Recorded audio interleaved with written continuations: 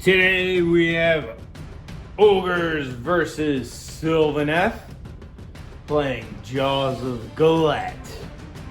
The Ogres were able to deploy first. They also chose to be the defender, walking the spirit paths from this wild wood over to that overgrown terrain.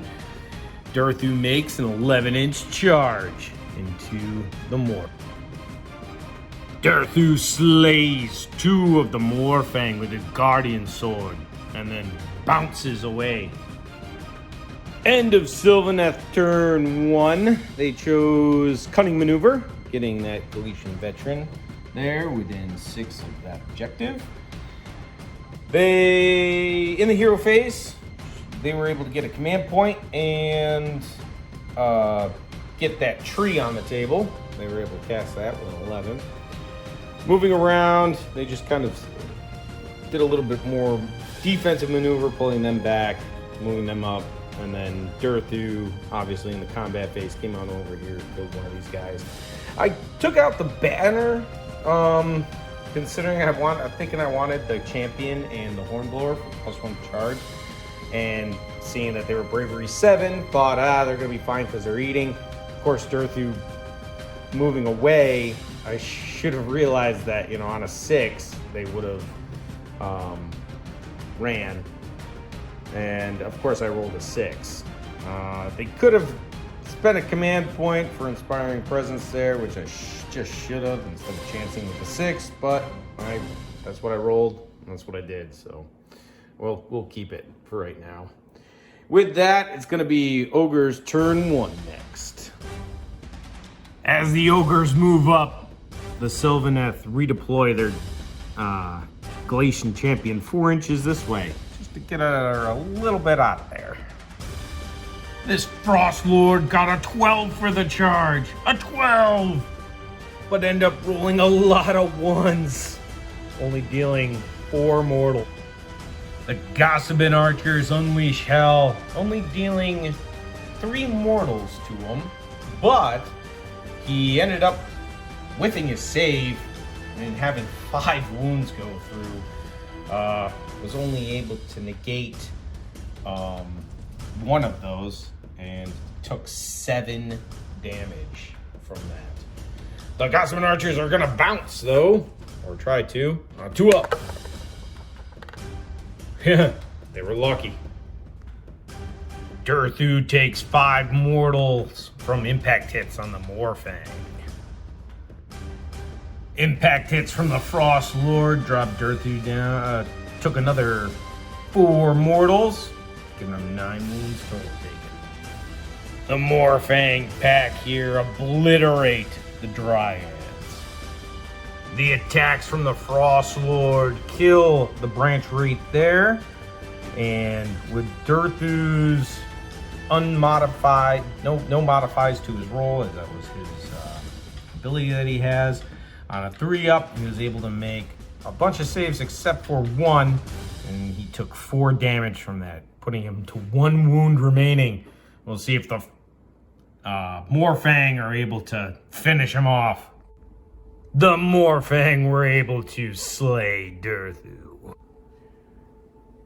End of turn 1 for the Ogres. They took Gaining Momentum, wanting to kill that Dryad unit over there, which they were able to.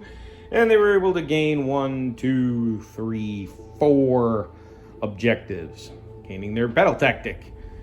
Big hit from them as they pushed on through. Again, I think from the other highlights, he took 7 from the charge into them. They only lost 2. The Durthu was able to be slain, as well as a couple other ones as well. But we'll look to see what the priority role is going to be. Tied, which means Sylvaneth will probably take it.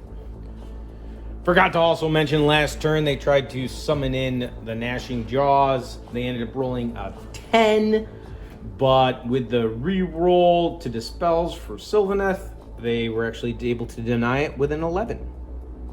A lot of monstrous actions after the charge phase. At the end of the charge phase, we had This Treelord trying to roar this Frosthorn, which he wasn't able to do. The Frosthorn tried to stomp this area, or smash to rubble, which he was not able to do.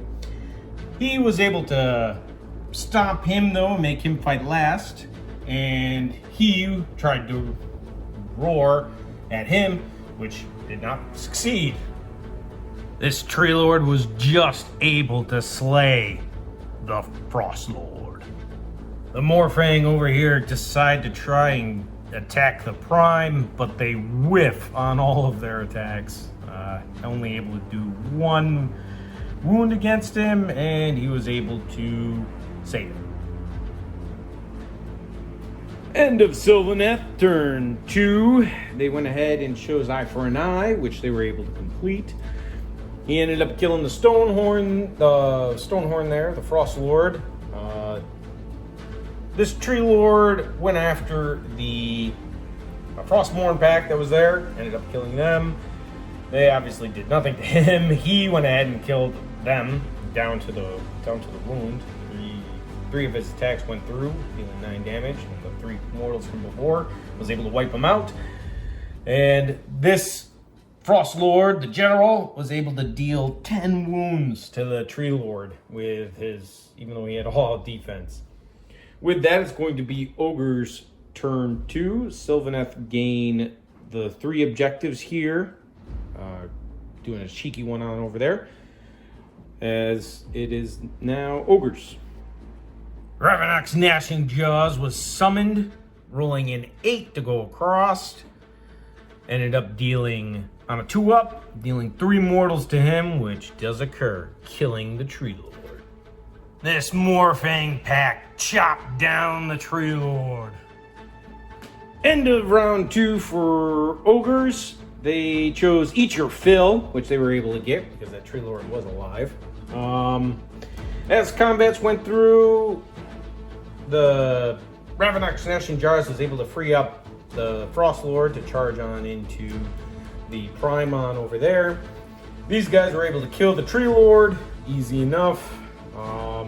And over here, the Prime was able to deal another 5 wounds to him, and he was able to only deal 3 to the Prime.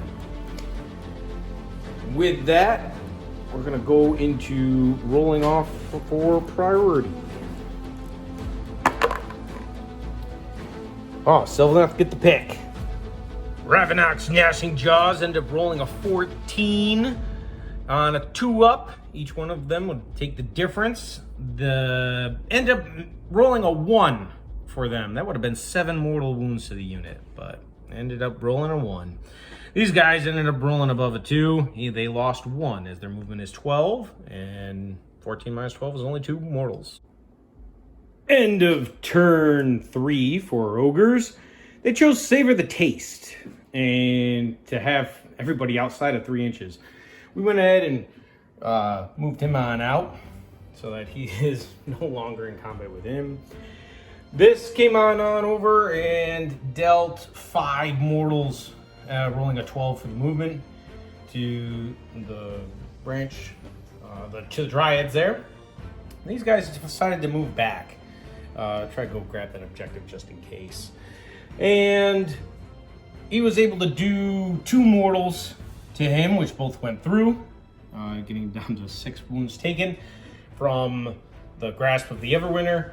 He also did an arcane bolt into him, but he was able to save both of the wards there for the 2 mortals there. He's still within 6 there, so they still have that objective, and they have this one as well. So they will gain 5 points. Going into the priority roll. Oh. Sylvaneth will still be able to take it. Hero phase, heroic recovery was done by the Prime, gaining 3, as well as the Frost Lord gaining 2. Ravenok's Gnashing Jaws was able to roll a 13, eliminating the rest of the Dryads and dealing mortal to the Gossamid. Shooting dropped the Frost Lord down with 3 wounds remaining. End of turn 4 for Sylvaneth. They tried gaining momentum and they were having a hell of a time at this. These Gossamid Archers, as they came on up, triggered a redeploy for these Morfang, who moved actually 5 inches and were able to snag that objective from them.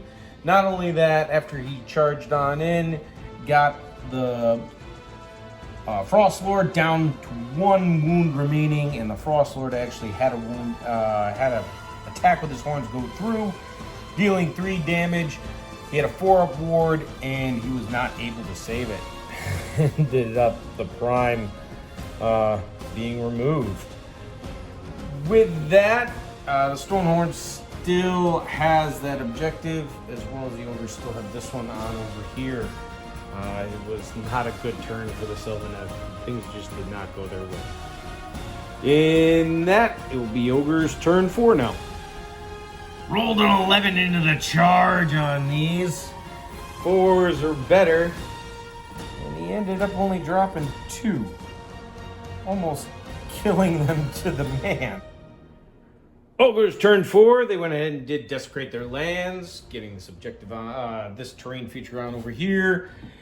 He also did heroic recovery, healing himself 2 wounds. With that, just monstrous action stomp that last guy into the ground after that trampling charge. And with that, oh, he's also got getting Mystic Shield off on himself. I forgot to move that token up with it. These guys just decided to stay back here. Might as well. And with that, end of Ogres, gaining 5 points again. Let's go ahead and see for priority. Sylvaneth continue to keep it. Killing 1 as they charged on in, and the Ogres killing 2. The Gossamid Archers tried to roll and got a 1. They're staying in combat. 7 attacks with their big great blades, ended up hitting with 6. 3s to wound and failed 5 of them. Ended up getting 1 through, killing 1.5. Thank goodness the mounts are there, though they were able to finish off the Gossamid. End of turn 5 for the Ogres. Pretty much tabled Sylvaneth by that point. They chose eye for an eye for their battle tactic, which they were able to make. They also were able to rally one of them on their turn, gaining 1 more back, which allowed them to pretty much take out the Gossamid. The Sylvaneth gained their battle tactic because they don't have any enemy units fully within their territory. So that's another 3. Sylvaneth is at 18 then. Ogres end up being at 23. Their battle tactic was tame the land. So all objectives fully outside their deployment need to be underneath their control. But since there aren't any objectives, I don't think they get it. I don't know. It's kind of a weird one. Especially with the Ogres removing it, they probably should have left 1 or 2 back behind there. But with that, it's still an Ogre victory at 23 to 18 Sylvaneth. It's a lot of dead Sylvaneth.